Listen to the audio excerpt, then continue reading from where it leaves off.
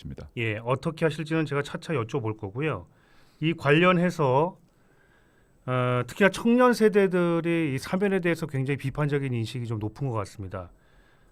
근데 이제 제가 몇 번의 사과를 한다고 2030의 마음이 열겠나 이렇게 또 말씀하신 바가 있어서 여권 내에서 적절치 않다 이 발언은. 네, 네. 그러니까 대국민 메시지를 낼 때 좀 더 가다듬었으면 좋겠다 뭐 이런 의견도 있긴 했거든요.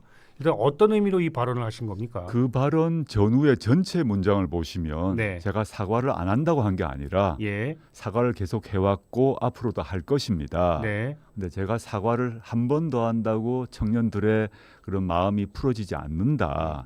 제가 할 일은 사과를 한마디 더 하는 게 아니라 청년의 고통을 풀어주기 위한 행동을 통해서 문제 해결을 통해서 하는 것이 저의 일이지 사과를 안 하겠다고 한 적이 없습니다. 근데 네. 앞뒤 잘리다 보니까 뭐 사과할 필요 없는 거 아니냐 이렇게 말한 것처럼 전달된 것 같습니다. 네, 네. 그건 전혀 아니고요.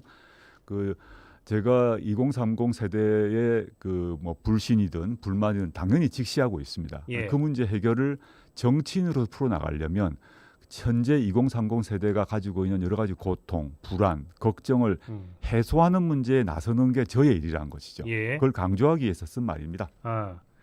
근데 그런 비판 여론이 가장 높은 게 2030 남성 유권자들 그 세대가 가장 강력한 걸로 알고 있어요. 네네네. 예. 근데 이제 그분들을 향해서 극우화됐다라고 조 전 대표께서 그 어찌 보면 단정짓는 보도가 좀 나와가지고 그거를 예. 진위 여부를 좀 여쭙고 싶은데요. 그 역시 네. 전체 그 제 말을 보게 되면 2030 남성의 일부가 극우화되어 있다라고 예. 말을 했습니다. 예. 일부가. 그래서 예, 일부가 극우화됐을 때 사실은 여전히 윤석열이 복귀되어야 한다거나 또 부정선거론을 얘기한다거나 하는 실제 2030 일부 세력이 있습니다. 그래서 윤석열 이 그 아크로비스타로 복귀할 때 환영을 하러 나가고 또 서울에서 반중 또는 친윤 시위를 하고 이런 2030 남성이 있어요.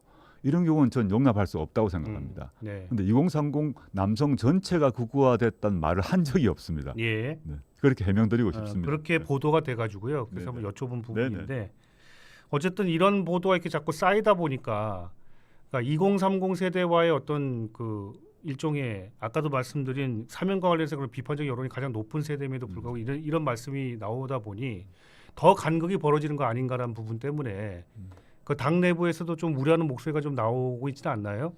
이 문제를 어떻게 풀어야 할까라는 그런 문제도 논의가 좀 될 것 같고. 당 내부에서 제가 이제 당의 주요 인물 중에 한 명이라서 당연히 이제 메시지 관련해서 여러 가지 의견이 있는 건 사실이고요. 예. 그런데 제가 말하고자 하는 근본 취지에 대해서 난 공감을 하고 있기 때문에 전 2030 세대 특히 남성의 일부가 극우화되고 그 극우화된 이유가 국민의힘의 극우화 또는 친윤화와 긴밀한 관련이 있다고 봅니다. 이걸 빨리 끊어야 됩니다. 그래야 2030의 새로운 길이 열린다고 보고 있고요.